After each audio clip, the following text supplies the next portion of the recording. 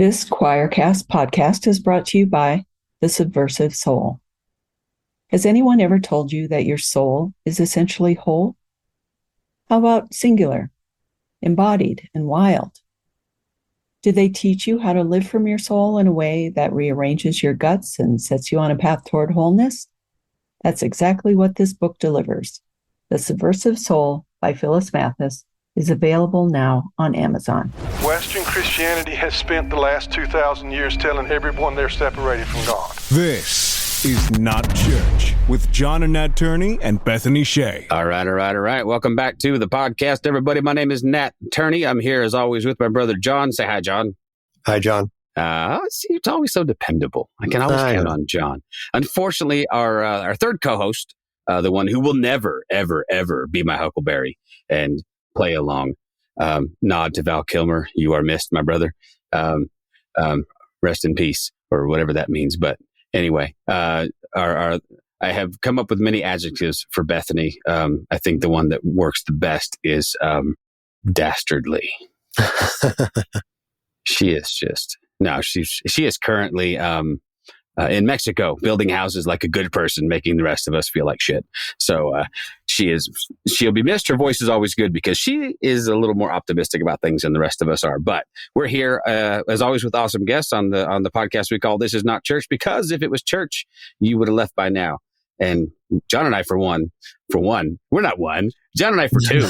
For two. I mean, I love you. Don't get me wrong. I mean, you are my brother. But we'd be out the door with you because, screw this noise. But we're here with a couple guests we've had on. John just reminded me we've had each of these guests on either together or separately 5 times. So we need to think of our own little sort of Saturday Night Live version of Five Timers Club. Maybe give them suede jackets and give them access to they need a VIP lounge somewhere they can hang out and I think that would be great. But or maybe we'll come up with some theme music. But after all, they're here to talk about their new book. And we are here with Keith Giles and Matthew J. Distefano, or as I like to call him, Big Matthew Daddy. I'll take that. That's fine. I say I like to call you that. That's the first time I've ever said that. I have called you Daddy. You must say it once the cameras are not rolling. Apparently you're admitting to some stuff. When he talks to you in his imagination and you're not around. There's a lot of that going on beforehand. I was like, oh my God, Big Matthew Daddy's coming on. I was very excited. They don't really need much of an introduction, so I won't give one other than to say that they are both prolific authors in their own right. They are the co-owners of Choir Publishing. They may or may not be my publishers, so I have to play nice. No, I don't. Screw that. But they have both contributed a great deal into the world as far as their writing. Matthew has. I couldn't even begin to list all yours and Keith's books. You put the rest of us to shame. But all of them will be linked in the show notes. Yes, they will all be linked in the show notes. You can get your entire Keith, Mike. Yeah, you can get your entire Matt and Keith collection today. You need to package them all as. Yes. Matt and Keith together again, volumes 1 and 5, whatever. Plural. But that'd be great. But without any further ado, welcome, man. It's good to see you guys again. How was everybody? Yeah, doing good. Good to be back. And I want to say we are definitely your publisher and John's publisher. Proudly so. John, I got nothing.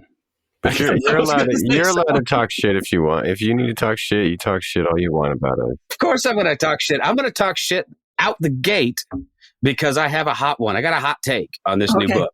Okay. I'm going to be your David Bentley Hart for a moment and say, seriously, what's with the poor grammar again in the title of a book? What do you mean poor grammar? Reading Paul right? Reading Romans right. Reading Romans right? I know you want the alliteration. I know you're going for that. Yes. That's great. Reading right. But right is not an adverb. Oh.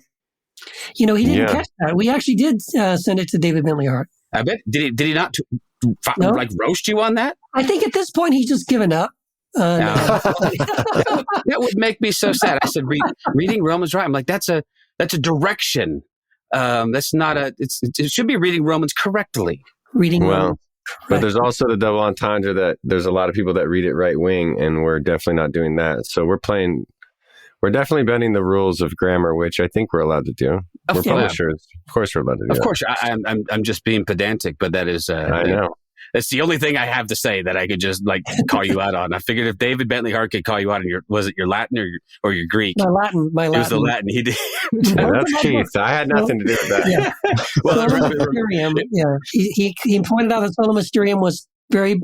He did it kind of jokingly, but he still gave me an endorsement quote. And then when I sent him Sola Deus, that's when he was like, "No, I absolutely I'm not going to do it because this Latin is just awful, and I can't believe, you wouldn't even at least try to get this right." I thought he was really pissed. I thought, well, I'm done.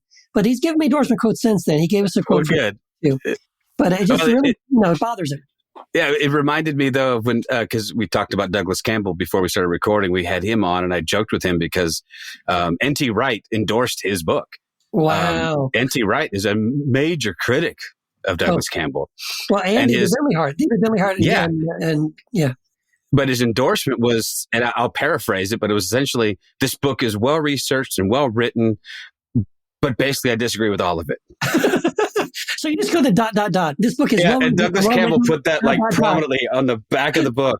N.T. Wright, Pauline Scholar. I was like, Doug, come on, man. That takes a certain amount of cojones to go, hey, even my critics admit at least it's well researced. That's right. And it is. If you've ever seen Deliverance of God, it is a 1,000-page freaking doorstop of a book. Well, Matt has the copy of it, I think, right? Have you ever gotten through it? Yeah, I've gotten through it. I can never claim to understand all of it, but I've gotten through it. Christ, that is it took me at least a year, I think. Well, it's essentially written bilingually, right? He just goes from English to Greek seamlessly. Yeah, and you're expected to follow along. Yeah, David Bentley Hart does the same thing in his New Testament translation and the notes underneath. He's trying to comment on something, and the whole point of a comment on a footnote on a verse is to let me explain this to you, reader. So let me explain to you, and then a whole bunch of Greek text means da-da-da. I'm like, what is that? What, you just assume he knows you don't know that. Come on. Of course he does. He's flexing. It's flexing. It's totally. Yeah. It's totally. Even his footnote, when your footnotes need footnotes. Yes, exactly. Well, I've actually had an author who wanted to footnote a footnote, and I'm like, I don't even know how you're supposed to do that. I don't think that's possible. And it's like you're going to look infinitely into the book, and it's going to get smaller and smaller text. You get a little magnifying glass. The magnifying glass comes with the book, so you can look at that. Like an infinite sort of Fibonacci sequence thing. Like, everything's going crazy. Next thing you know, you're in the quantum realm trying to read. Yes. or you're standing behind your own bookcase trying to knock books over. Interstellar. It's like trying to communicate with your daughter, or you're saying, hey, go. I'm stuck in a footnote. Infinite regrets of footnotes. Oh my gosh. I think that would be amazing. Someone needs to write that. I don't have the ability. That sounds like the beginnings of a Philip K. Dick style sci-fi novel. Yes, that could be a Philip K. Dick novel. Some guy gets trapped in a footnote. Yeah. That's trapped in a footnote. That's trapped in a footnote. Trapped in a footnote. That's trapped in infinite footnotes. Yeah, that would be someone's personal hell, I think. All right, well, let's talk about the book, man. I don't know who wants to get started, but if reading Romans right, not as I previously reading Paul right, although I guess you could have gone either way, but no, reading Romans right. So Keith or Matt, who wants to jump off and give us a little snippet of what's with the book, man? Well, I'll simply say that our book is significantly shorter than Doug Campbell's. Good. Though it follows the premise that Campbell's laid out, and Tilling and Pepiot and J. Louis Martin and folks like that. We do have footnotes, but they're significantly less. Yeah. I think Campbell has like 200 pages of footnotes in his book. Yeah. It's like a book's worth of footnotes. It's absurd. But again, well researched, right? According to Wright. Sure. Yeah. So it's taking that premise, and Keith's phrase is, I think, taking the cookies jar down from the top shelf. Yeah. And we understand that most people aren't going to buy a $60, 1,200 page book and read it. And for some reason, years ago, I did.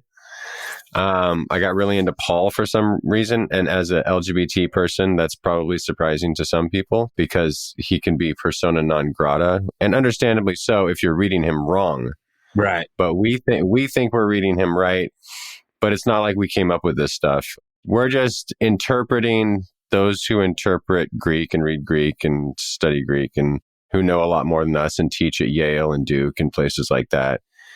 and try to disseminate the information. Because if Paul is being read incorrectly, then we've done a lot of harm in Paul's name and in Christianity's name. You've got the clobber passages from Romans, the wrath of God passages from Romans, the Calvinistic predestination passages of Romans, and, you know, other passages in there. But those are some of the big ones where blind allegiance to the state, not when Obama's in, but when other certain presidents are. And that's done. That's 4 big ones that I think Christianity has gotten majorly wrong. I mean, it's surprising how wrong we've gotten it. It's also surprising to me how much we've leaned on Paul as Christians. Don't get me wrong. I'm sure. Paul's an important figure, but when I was sort of neck deep in the grace movement, they didn't give a shit about Jesus. It was Paul. I mean, they'd actually relegated a lot of people, like Andrew Farley and others in particular, had like almost relegated Jesus to a side figure in Christianity. Well, that's most of evangelical Christianity, buddy. I mean, today, even like, all the MAGA Christian movement, like Jesus is just a mascot. He's not, they don't follow him. In fact, he's woke. Anybody quotes Jesus to him, it's like, oh, that's woke. Yeah. So it's all about Paul. It's all about Paul, and especially Romans. Paul. Yeah. So Romans, it's an interesting take. Romans has all those different modalities to it, I guess, and it's somewhat. I like the way Campbell approaches Galatians and Romans in particular. And I think Louis Martin, right? Yeah, Louis Martin. Yeah. Yeah. Because he wrote a really, really awesome commentary on Galatians that I went through a few years ago. Only half as long as Campbell's book. Yeah, only half as long and equally as good. And actually, to the lay person, even though it's an academic book, much more approachable. It actually was not a difficult read. No. I mean, he did, and the footnotes were actually very explanatory. It's like I don't know if you. I mean, I read through it with Michael Hardin like years ago, because that was like I took a little online class where we all just kind of got into his Facebook group. We went through that commentary. It's great. Anyway, but that approach of those guys, like the apocalyptic reading of Paul, is an interesting one. So for people who aren't familiar, is that sort of so if you're borrowing from those guys a little bit, are you taking that apocalyptic reading? Is that the tack you're taking with reading Romans? Yeah, that's where we're at. Mm-hmm. Yeah. I mean, otherwise we say in the book, Paul doesn't make any fucking sense. That's right. He can't make up his mind what he believes. He can't make up his... Yeah, so why is he in the Bible? We should just... I mean, if he's in the Bible, that's fine, but we shouldn't give him much authority on, like, correct theology, because it's all over the fucking place. And, like, to me, it's like either Paul makes sense this way, the apocalyptic way, or, like, we're going to continue arguing about, like... I mean, we're always going to argue about, like, the fine details of something. But if we could get so like off of like, the schizophrenic, that's a perfect word. Like he is all over the place. He'll contradict himself all over the place. So why do we pay him any attention at all? Well, if you take that approach as though Romans is written as a dialogue, and other books as well, I think Galatians you could take that approach with as well. First Corinthians is also a bit of a back and forth because it's a response letter to their letter. Yeah. And I think it might be in Douglas Campbell's book. I think there is a translation he does where he highlights the voice of the false teacher, we and do that contrasts it against the voice of Paul, and then it starts to make a lot more sense. And there's obviously this notion that much of the first century people would have been illiterate, so these letters would have been written and then read out loud and probably acted out. Yes, Phoebe delivers the letter to the church in Rome, and when she took it from Paul's hand, he, I'm sure he spent some time explaining, okay, here's my point. Here's what I want to get across. Here's what I want you to emphasize. Because he knows she's going to stand up and read this thing out loud. So I do imagine there was a bit of acting it out. Yeah. And again, for people that don't know what we're talking about, there's this thing called prosopopoeia. And it's an argumentation technique from the first century. Paul's not the first one to use it. We have evidence of other philosophers and teachers around the first century using it as well. And it's like a mock debate between, you as what you want to say and your opponent. And what's really fascinating is the opponent that Paul is sort of speaking for as well as, responding to. that opponent would be sort of like a Pharisee of Pharisees, right? Which Paul used to be. So he knows what those people would say. He believed it. He was zealous. So he knows what, people who think the way he used to think would respond. And plus they would have done the same shit in Galatians, which is why he's so pissed in Galatians. It's like these people were doing, like there was what he called a false gospel from false teachers going around the first century. He's really mad in Galatians because that's his church. That's his, like, he had a big part in all of that. And they're doing the same thing in Rome. So yeah, it's spreading. So, foolish Galatians, who has bewitched you? Yeah, who has bewitched you, right? So I wonder where we part ways on, like, okay, so we all agree that that's true, right? Like even the NT rights of the world would agree that's true, correct? Yeah. I to be honest with you, I parted ways with NT Wright a decade ago. Well, same. Because he got real stagnant and he got real C.S. Lewisy. And I think he started taking himself too seriously as the Pauline scholar, And then he wrote a book that just trashed, not by name Douglas Campbell, but trashed that school of thought. And I didn't read it. I should have. But it is basically a critique of that school of thought. They would really hate Crossan's take. Oh, God. Because Crossan is a pure academic who would say, all those things that Paul says that seem like they're anti-Christ, he didn't say them. Right. These are later additions. These are things that were inserted by later scribes to water down the gospel, make it more palatable to first century Jews, maybe and de-radicalize Jesus. And I think there's probably some truth to that as well. There's a lot of anti-Pauline stuff, and he would focus in particular on the part where that blind allegiance to the state stuff. It's that does not jive with anything else Paul said. Well, but I just think it's misunderstanding. Like we cover that in our book, and it's like, I think it's just a case of not tracking with the entire, like you really have to pull back and take a wider view of Paul. This is one long letter and he's making his points and he's taking time to, build the runway and lay the groundwork for what he wants to say. And if you follow his arguments from chapter 1 to the end of chapter 11, where he makes his big final point that God has consigned everyone to disobedience so that God can show mercy to everyone. Hallelujah, isn't God amazing? He's so awesome. And then Romans 12 is, so now what do we do, right? Therefore, in view of God's amazing mercy, how do we live our lives, right? That's basically the question you get all the time when you talk about universal reconciliation. The question is, well, if everyone's saved, then why be a Christian? That's what Paul's saying, and that's what he's answering in Romans 12. And then from that into 13, all this has been said before he gets to 13. And so when he gets to Romans 13, and we covered the nuances of it in the book, but you have to kind of read between the lines a little bit of what he's saying, right? It's like, hey, when the state is wielding the sword justly, it's God's servant, right? But, without saying it, he's saying it.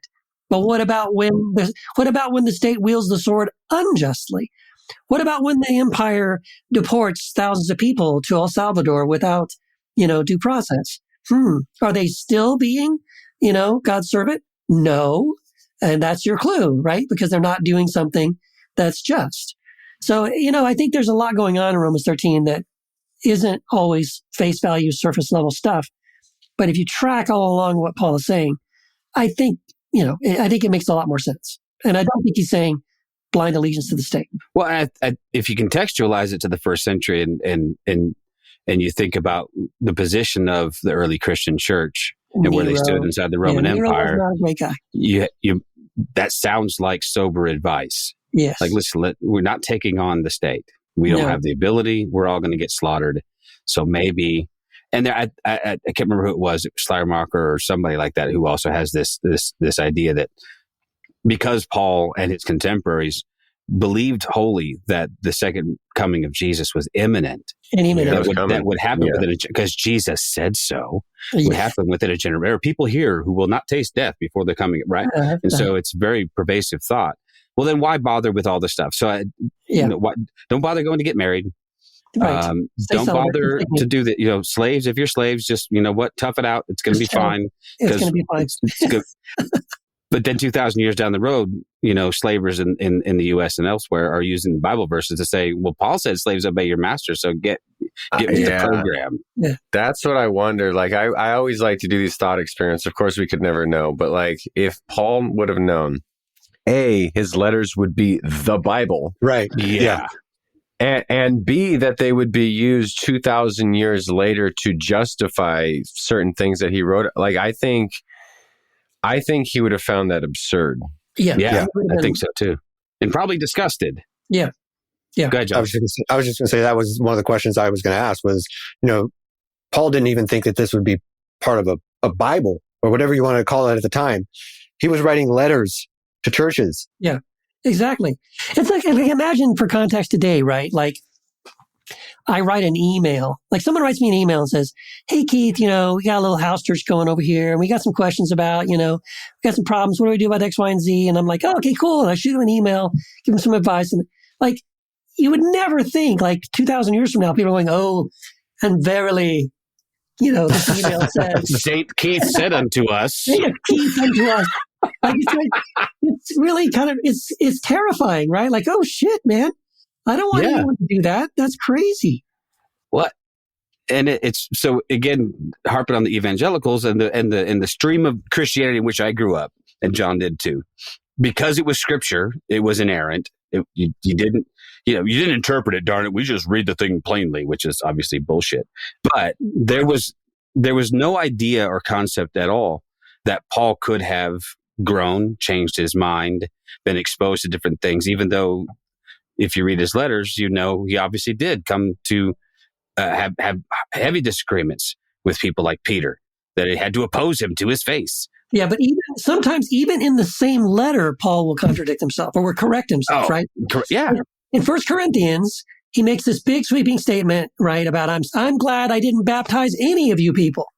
And then a few sentences later, it's like, well, okay, I did baptize that guy in this other household. But anyway, right, it's like, well, which one of those is the inerrant and infallible word of God? The one where he said something and then later, or the part where he corrected himself, you know? And I mean, ridiculous. If the Bible didn't have contradictions, what would we do for fun? I know. You know? No one has ever seen God, and then verse after verse in the Old Testament of people who see God. It's like, wait a minute. Or if it's the inerrant, infallible word of God, and Paul really told people to cut their dicks off. Like that's right. I'm cool with it, but I ask people this all the time who like love to flaunt the whole inerrancy literal, especially the literalists. And I'm like, literalists. I don't understand what you're doing walking around with both your hands and both your eyes. Yeah. Oh, because clearly you can see that there are times when Jesus is not speaking literally, when he's, you know, when there's hyperbole involved and there's metaphor and there's it just happens to be that you want to nuance everything that Jesus said. And you want to take everything Paul said literally. Women, be silent in the church. All right. I mean, what do? Walk through like a cone of silence and all the women just like, yeah, but are those people also greeting everyone with a holy kiss? God, I hope so. Tell me where that church is. And our pastors whose kids walk away from the church, are they stepping down? They're fired. You lose your job because you're. Well, you remember that there was that big controversy with Charles Stanley, who had years and years before made some, you know, broad general statements about pastors who got divorced should quit. And then his wife left him. Yeah. Yeah. And then his son was like, so you're quitting, right? And he's like, well, and that was like one of those, that was one of those, I mean, Andy Stanley breaks off from his dad's church and goes and starts his own thing because of that blatant hypocrisy. Like, you've always said this and now it's happening to you. And like, I mean, I didn't really mean it. Well, man, you probably cost lots of dudes their jobs. Yeah, you screwed up all these other people's lives. Yeah. Because, sorry, you got to lead the ministry. But not me. No. Well, no, I mean, clearly, I mean, he's the, so yeah, it's such a weird thing. But I do love that. What I love about Paul is the thing that also drives me crazy, but it is that figuring out how to read it and still jive with what I perceive of anyway is the central message of the gospel. And it is, you know, it's because of Paul I'm a universalist. It's because of Paul but it's also from Paul that I get the most pushback to my universalism, because people, they read it a certain way and they go, well, look at this, even though in my opinion, Paul doesn't really talk about postmortem suffering No. So No. I don't know how what's the strategy for reading a book of Paul? So if you're not going to be an academic and go study this stuff in depth, what is the strategy for reading a book like Romans in particular and picking through the seeming contradictions and going, this sounds right, this doesn't sound right? That's what we're trying to do in this book. That's one of the reasons we wanted to write this book, because, I think Matt and I were both very frustrated seeing all of the ways that Romans gets misrepresented by like Gospel Coalition and the Theo Bros and people like, Sean McDowell and Mike Winger and all those people. Like, because, I don't know, we're all probably kind of the same, right? Growing up in the church, the way I understood Romans was Romans is Paul's, first of all, it's like his manifesto, right? If you could just pick one of Paul's book, it's Romans, man. It's Romans. But in this book, Romans is like, this is the book that justifies homophobia, misogyny. Again, we said allegiance to the state, this idea of God creates some vessels for wrath, for his glory. And so you come away with this view of Paul and of Romans. You come away with this view of Romans that frankly it's absolutely wrong. I'm sorry, that's why we call it reading Romans right. Like, that's wrong. That is, none of those things are what Paul is doing in Romans. And we kind of want to just sort of like redeem Romans because it really is a universalist text. First of all, like you said, it's an extremely universalist text. We go through and point out that what Paul ends up doing is he's leading to a crescendo at the end of chapter 11 that is intended to be the absolute final nail in the coffin to the idea that God is a God of wrath. And and Paul's intention is to say this thing and drop the mic and say, okay, boom, game over, guys. That's it. God's intention is to save everybody, and God's amazing and all that stuff. And then so for it to be twisted around now to where no one sees that, no one gets that, in addition to all the other stuff. Like, yeah, we just felt like we wanted to write this book to simplify those things, point these things out. It's like, in a way, you kind of need to have someone go through this text with you and sort of point out the markers. Like, okay, notice this. Okay, see that. Okay, pay attention when Paul does this. But notice then he answers it with that, right? But once someone can show it to you, hopefully, then you're like, I get it. There you go. It makes more sense.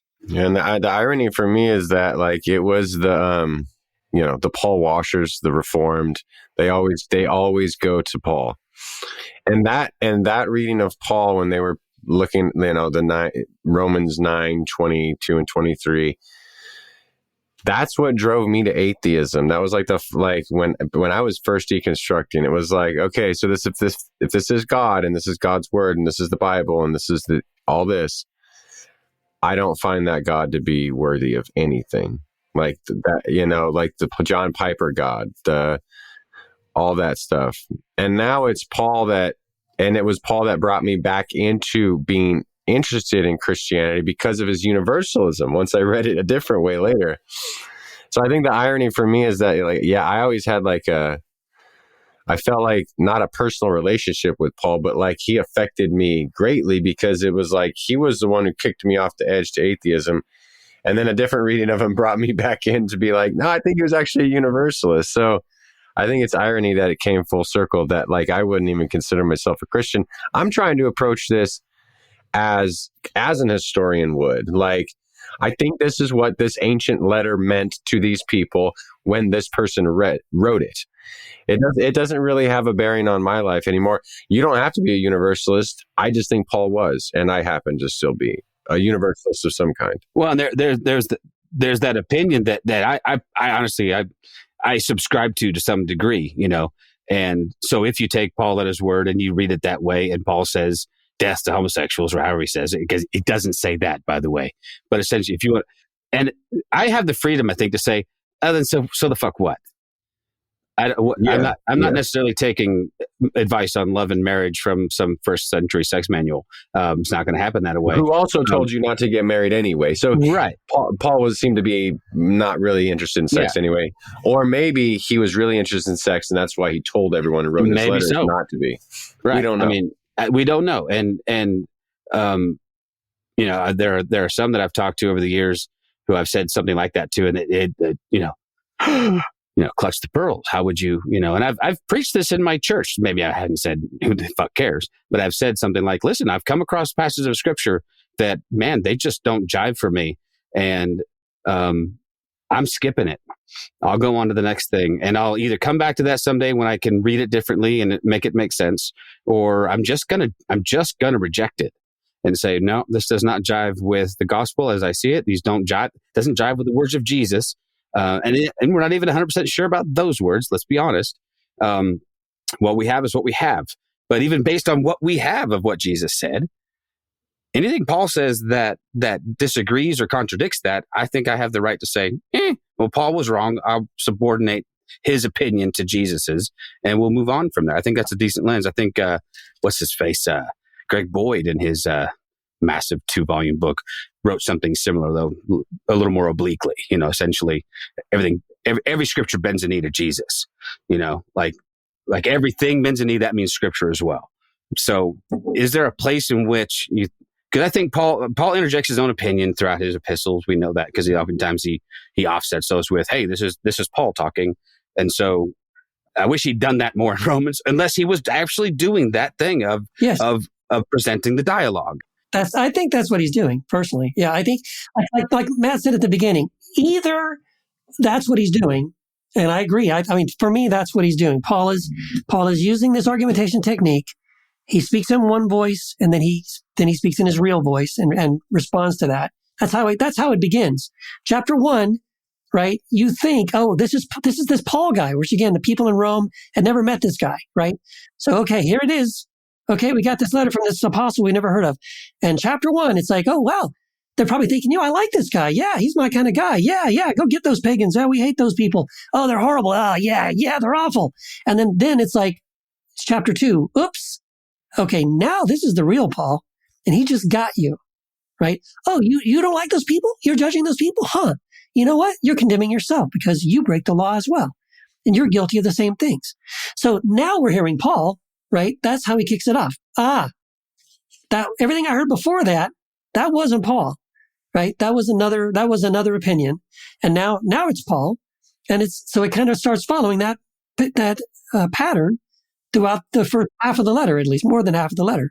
We go back and forth. Either that's what's happening, and I think that's the only thing that makes any sense, or Paul is not doing that, and Paul is literally like he needs therapy. This letter is like the first draft, right? This is what I think, and this is like, no, I don't think that. No, hold on. No, I think this other thing. No, and that's not that at all. It's this. But what about this? You know what I mean? Like, yeah, he sent it off too soon. He should have gone back and edited this thing and only included the parts he really meant, because it just flips back and forth, right? So it's either that or it's a dialogue. Yeah. And it strikes me sometimes, because Paul is a Pharisee, and in his own description, a Pharisee of Pharisees, right? Tribe of Benjamin, circumcised and whatever, and he is self-described as this paragon of Phariseeness. I made that up. You like it? Phariseeness. And it's almost in an internal monologue or an internal dialogue where he's almost wrestling with himself. These are the ideas, and these, but from, I can't remember who said it. It might have been Campbell, might have been another Pauline scholar, but there was also a linguistic thing happening with the written text, where early translations may have had certain diacritical marks and ways to offset and show and those had been lost through various translations. Well, they didn't seem to be necessary to the text, so they got left out. And so all of a sudden you have this text that reads like one solid monologue from Paul, and you've lost every indication that, well, now he's using the voice of the false teacher. Now he's using the voice of Paul. Now it's the false teacher. And it becomes this muddled thing, which if you approach it without any kind of critical thinking, you get what we get, right? You get them, you get certain people reading it, clinging on to the false gospel stuff and going, well, yeah. And listen to how much, like, when you think about, like, at least for me, and maybe I'm wrong, you guys disagree, that's cool. But like, it seems like the Christians who use the most mental gymnastics are these type of Christians who say that Paul is doing the thing we're saying he's not doing. And it's like, listen to them argue against universalism with Romans 11 and how it's about different types. It's different it's every type of person, and it's not literally every person. It's from every. The mental gymnastics, like, give them the gold now. It's over. Yeah. It's Simone Biles. Yeah. You know, you give her all the gold. Hold up the 10s and move on, right? Move on, because the amount of mental gymnastics that goes into these Calvinists talking about how Paul's not a universalist is astounding. It's amazing. Yeah. It's impressive, really. It's almost as bad as the people, you know, who talk about, you know, the sin of empathy. Yes. Oh, God. Exactly. Like, where the fuck do you get off talking about what? I mean, anyway. Yeah, talk about people that don't understand Jesus, right? It's like, we take empathy out of Christianity. I don't know what you've got, but it's not anything like Jesus, man. Well, I think we're seeing it, aren't we? Sadly, we are seeing it, yes. And it's even worse than I predicted. Yeah. I'm actually astounded. I'm astounded. I knew it would be bad. I never imagined it would go this bad, this quickly. This fast. Yeah. I guess it's surreal that this is exactly how I thought it would go. I was just like, and because I was telling myself, I was like, Matt, you're a pessimist, so you're always going to think it's going to be awful. Like, I've always been notorious for being a pessimist, and so, like, when something's as bad as I pessimistically think, it's bad. Yeah, it's bad, and it has met or exceeded your expectations. It's right on par, and I'm like, fuck. I thought I was just being pessimistic and cynical. I'm living in the worst season of SNL with a sketch that will not end and isn't particularly funny. Yeah, that's right. But it is absurd. Yes, at every single step, and to make it even worse, I work with. Literally everybody that I work with is loving this. They think it's awesome. They aren't though, because I mean, maybe they are, but I think deep down people are just fronting. I walked past this guy's office yesterday, who I like a lot. He's a guy. He's a neat guy, but he was supposed to retire this year, and I walked past his office. I'm like, Pete, what's going on, buddy? I said, he's like, well, I just talked to my accountant. Looks like I got to work at least 3 or 4 more years. Yes, dude. I'm like, did your 401?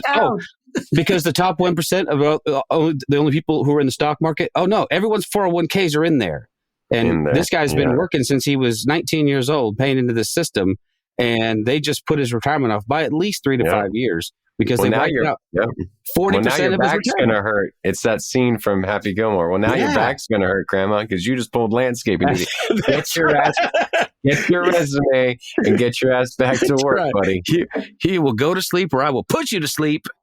Here's my world, Grandma. But I'm waiting, and there's I'm trying. There's no Schadenfreude here, because I know John. This is going to hurt John too. Yeah, I don't have a 401k, so I'm sitting there going. I cashed mine out years ago when I was in between jobs, But John's sitting there talking about retiring in the next 10 years. How's your 401k looking? Not that good. Yeah, nobody is, of course not. So what would Paul think about this American church?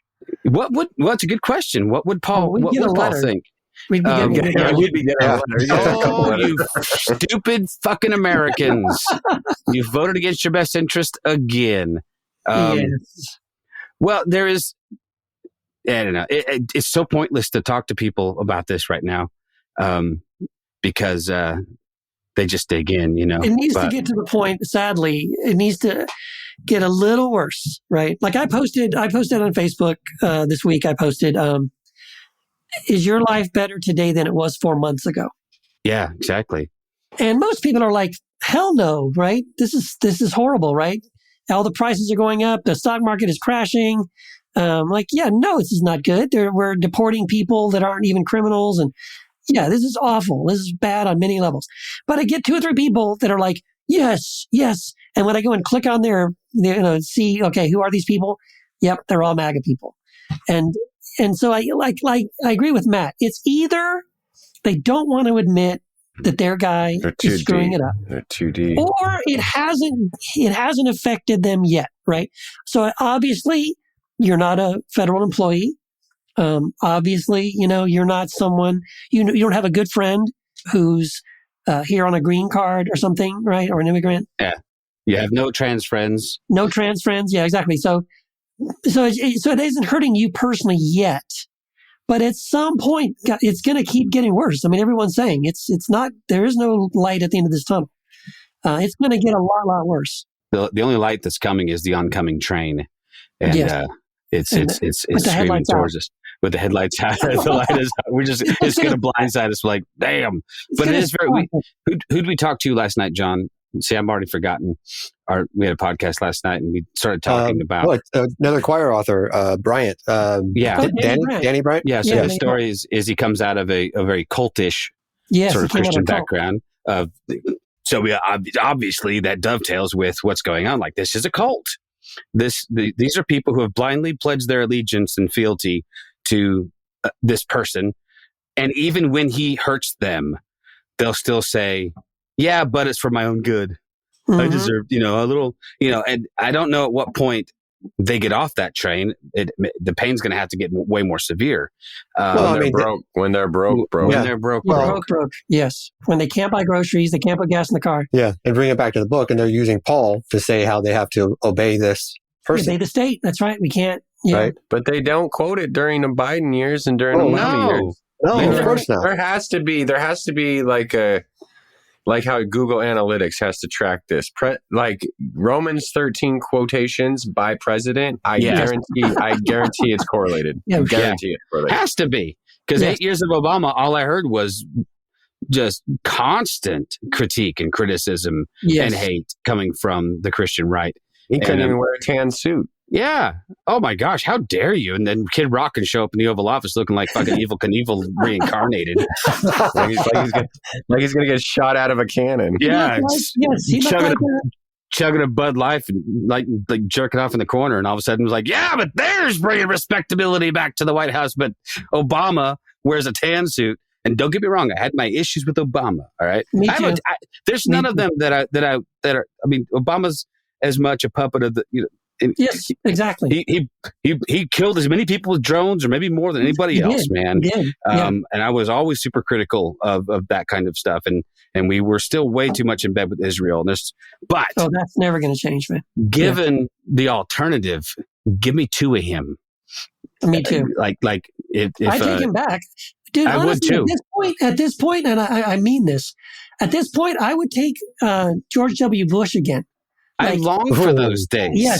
I don't like him, but he's at least better than Trump. You know what I mean? Mission accomplished. Yeah, mission. Well, here's the big difference between, and this is what I tried to explain to my dad when we were in a very deep argument about this. I was like, I remember the Republican Party used to critique the hell out of their own. Yes, like George Bush took fire all the time for not being right wing enough, and so he had an agenda he was trying to pursue. I didn't agree with all of it. I didn't agree with a lot of it. Neither did the people in the House and the Senate and the people on talk radio. And they had no issue calling him out for any indiscretion or any deviation from the conservative script. And you can't say boo. This entire Republican Party has decided to just shut up and let this guy have total power. I'm like, yeah, anyway, I know we're not here to talk about politics, but we're all very passionate about this stuff, I know. So it just happens. Well, it's affecting real lives now. I mean, really, I mean, it always has, but that's just been, we brought gas to the fire. I want to have a new tagline, Trump 2.0. This one goes to 11. Well, I don't think he can. And that's the thing I think people, still makes me crazy. This guy is not smart. I mean, he's either not smart or he's the smartest man who ever lived. He's either Machiavellian in his deception. I don't think so. He's not playing 4D chess. He's playing Chinese checkers poorly. No, that's like the theory that Jar Jar Binks is a Sith Lord. I don't see it. I love that theory. I wish they would have paid that off. If they would pay that off, I would be so happy. I mean, maybe it's possible. Misa Jar Jar Binks. But then there's a pet scene where he's like talking normal. He's like, yes, they're falling into our plans. Oh, man. Okay, someone needs to pull that off either in fan fiction or George Lucas if you're listening. And he listens to the podcast, George. Someone needs to do that. Come on, George. Hook us up with a Sith Lord Jar Jar Binks. Do it. Turn him super evil and give him like a tri-bladed lightsaber. And yes, he's some badass Sith Lord. but he's not talk like this. And I imagine the trailer. The first shot is just that, and you don't know who it is, and then all of a sudden the light goes like, now he's saying the same thing, but in a really deep voice. Misa think you go bye-bye.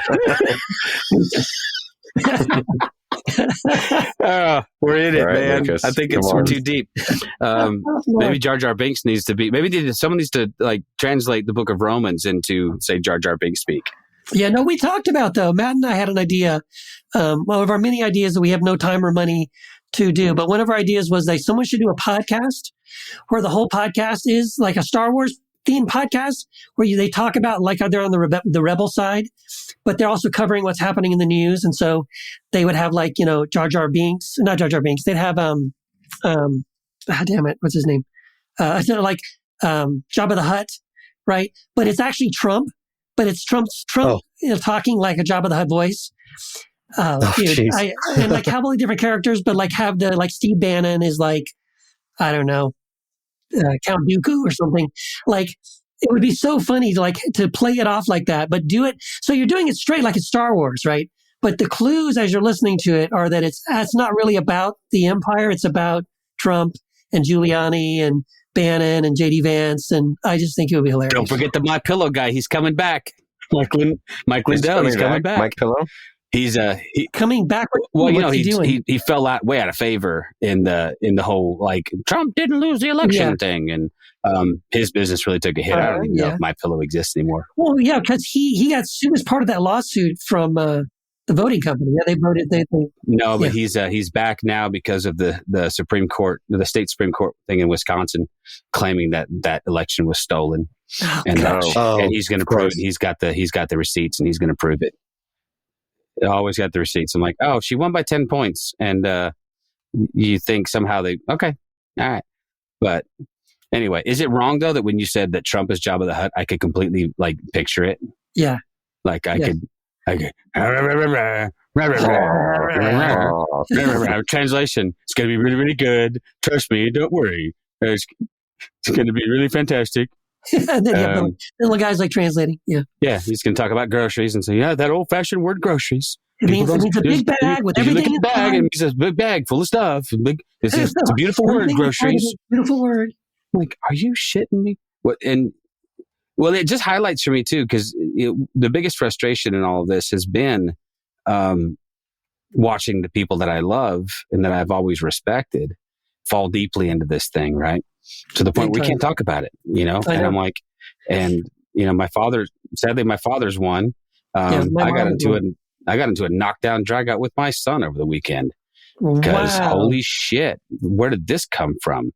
And man, he got hot, and my wife is sitting in the corner. We're shooting pool at his apartment in Dallas, and I don't even know why.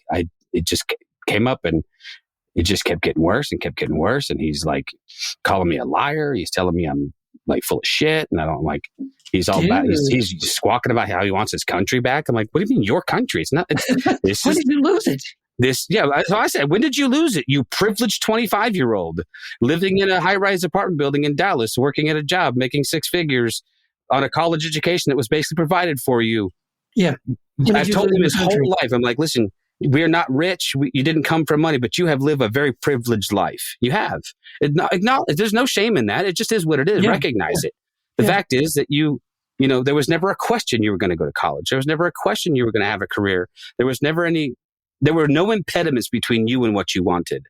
And a little bit, and the hard work that you put into it is yours, but still, you didn't have the first 5 rungs of the ladder knocked out from under you. Yeah. No immigrants took your job. Yeah. And I was shocked. I mean, I left. We were like ready to go home back to the hotel. And I'm like, I'm shocked. My wife is mad at me, because of course I can't let it go. I'm not going to let you, whippersnapper call me a liar. And I leave and I'm like, well, that was do you ever see the movie Galaxy Quest? I love the movie Galaxy Quest. When Tony Shalhoub's character gets teleported up to the ship for the first time, and he goes, and he shakes it off. He goes, that was a hell of a thing. That was how I felt. I'm like, I just got in the car with my wife. We turned on, we start driving away, and I'm like, oh, that was a hell of a thing. And she's like, what were you? And of course, all the way back to the hotel, I got to hear. But it is, I don't know. It's just, it's gotten to a place where you can't even have. No, you can't have what used to be hearty, argumentation, disagreements genuinely. Right? Yeah, but it wasn't personal. It wasn't personal in the past, right? Like you could argue between Clinton and Bush, right? And people would just argue, they would argue the point, the issue, the policy, right? And, or Clinton said this or Bush said that or whatever. But it wasn't to the level of people would get personally offended by it. They would just be like, well, you have a different philosophical, political model than I do. And, it's obvious it's gotten to this point where it's ridiculous like this because, you could never back in the day have imagined an entire church centered around Clinton or Obama, right? Like people flying flags on the back of their car with the big name of the president on there. Like what? I mean, months after the election. It's not like leading up to the election. Okay, I got my just always. That's your decor. It never goes away. That's I drive by one. I drive by one every day on my way home. My sister-in-law has a Trump head charcuterie board. Just try that one on for fucking size. Wow, a charcuterie board of Trump's head. Trump's fucking head. You win. I was gonna get an Obama chia pet. But I thought that might be racist, so I didn't do that. That's Definitely. True. But they did exist for a minute. Did they really? Yeah. There was no black person on that R&D team. No.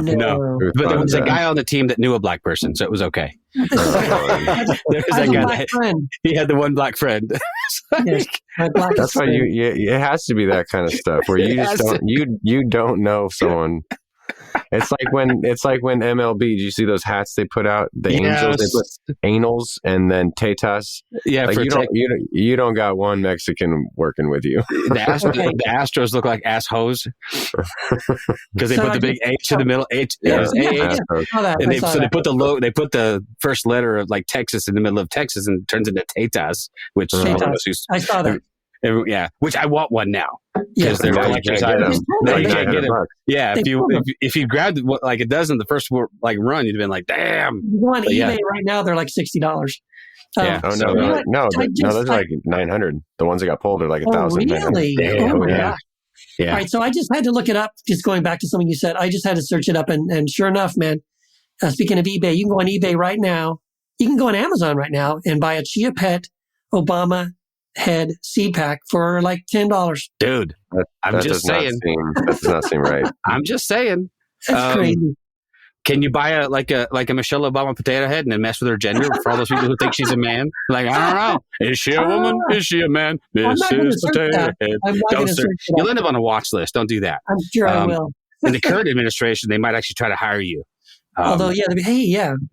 Like this guy. Well, they did have that rumor, huh? They had that rumor. Yeah, he was a man. Yeah. If you ever want to lose, and I know you know this to be true, anytime you want to lose absolute faith in humanity, read the comment section of some post like that. Oh, God. And the most vile, the most hateful, and then followed up with, all kinds of Christian jargon. So I'm like, so this isn't coming from, it's like some info wars shit. Yeah. It's I know Jesus 1, 2, 3 says, and then it's all this horrible. Yeah, blah blah blah. Yeah. Oh, by the way, Michelle Obama's a man, and blah blah blah blah. And Obama's a Muslim, and he was the most Christian president we ever had, as far as I know. Man, you Lord have mercy. That him and Biden, man. Talk about guys who. Maybe Jimmy Carter is top of the heap. I'd say Jimmy Carter. Yeah. And there's a guy that proves that decent human beings make terrible presidents. And I don't think his presidency was that bad. History looks more kindly on him. He's not known for his...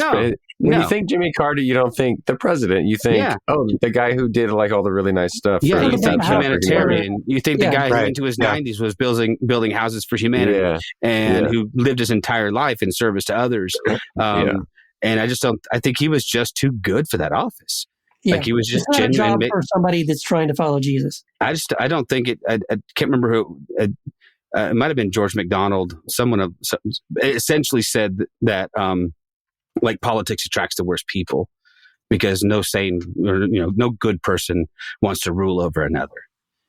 Yeah, well, Roger Williams, right? The guy Roger Williams who sort of inspired the whole idea of our Constitution. Is he said something like, in one of his letters, he said something like, if godly leaders are so necessary for nations, to accomplish the will of God, look how poorly God has supplied them, right? Like, if you look through history, like, where are these godly leaders that you're saying we have to have? And again, it was a pushback against the idea of wanting a Christian theocracy, right? Saying, oh no, we have to have a Christian government and Christian leaders, so that was his pushback. Like, what are you talking about? Like, God is doing fine, with the human race without having these godly leaders you say are so necessary. Because if you look at history, there aren't any. Yeah, I don't know so if we had followed Paul's advice and not the voice of the false teacher, see how masterfully I segued back to Paul, and we had continued to resist the principalities and the powers, how much different or for that matter, if we had never, been co-opted by Rome and Constantine. No, that's the real problem. It was that I don't blame Paul at all for that. I think it was really, you have to look at Constantine. Constantine is when the empire and the state, co-opted the church, and it's never been the same since then. I think it happened long before, though. I think like we've talked about Keith. I don't know if we talked about it with y'all. But it was an old conversation between like Kevin Miller and Brad Jerzak at the Wild Goose Festival. And the idea that the book of Acts is the fall of the Christian church. Yes, the same way, Genesis is the fall of man. And it seems that Paul lost the argument, like you said. So I don't know if it's even possible. I think the fall happened before that, and it was Paul's arguments were futile. Yeah. Yeah. They listened to the wrong voice. Yeah. Yeah. I don't think that the Christian church ever survived its organization. Like the second they began to get organized, and the second they began to become hierarchical, which happened long before Constantine. Yeah. They've got their bishops, and they start pushing women to the side, and they become the boys' club, right? That's they start going to the Bible and changing Junius's name to to a masculine name. They start doing all these things to amass and then also protect that power. As much as I am a fan of reading the early church fathers, there's a lot of misogyny in those guys. Oh, there's a lot. Tertullian, and then there's the worst, dude. I want to slap that guy. He is the worst. Who's that? Tertullian. Oh, he's the worst. Yeah. Yeah. I read a book. That's what ruined me on this stuff was, I think it's called, was it Jesus Was a Feminist or something like that? And it quotes all those church fathers like Tertullian and Irenaeus, and the most vile, disgusting anti-women things. Because I never knew that before, because that wasn't the stuff I was reading. They'd be booked on Charlie Kirk and all that real quick. Yeah, they have a spot on Joe Rogan's podcast tomorrow. Big time. Andrew Tate. Right?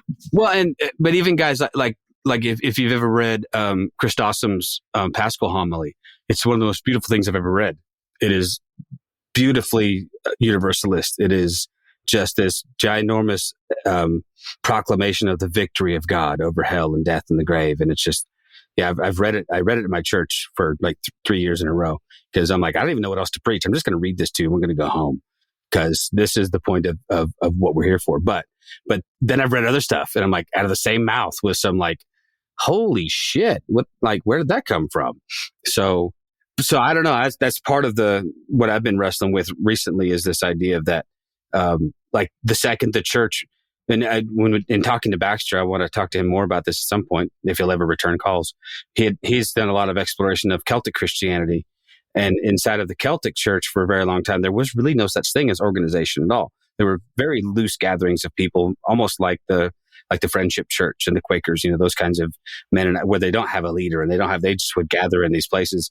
And remember him telling us, John, that they've uncovered these old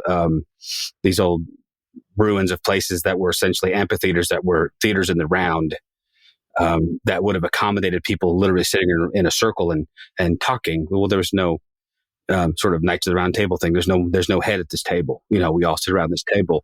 And then obviously with structure, all these other issues come along, and you have these massive edifices now. And the Catholic Church is massive, and the Evangelical Church, even though it's loosely organized, is still highly structured. And you see the same kind of problems. Yeah.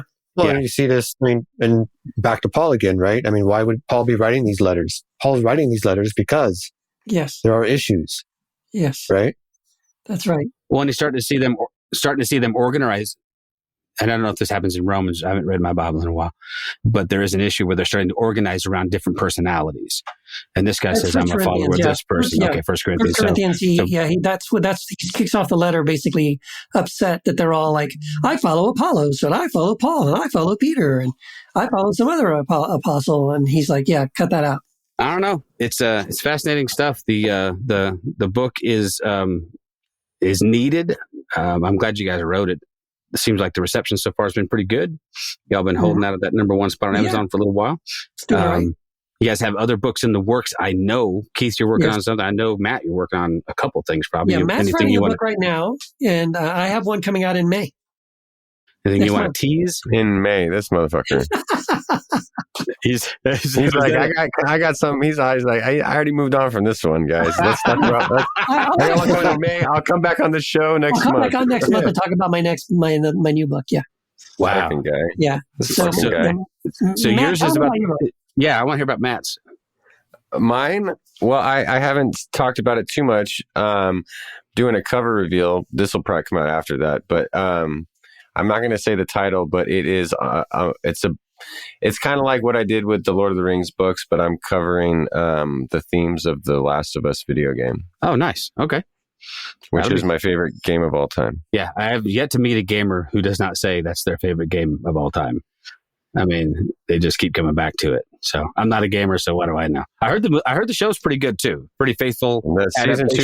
Season 2 comes out soon, and I'm maybe I'm fine enjoying it, but for the people that don't know anything about season 2 but just love the show, season 1, look out! I'm just waiting for the reactions.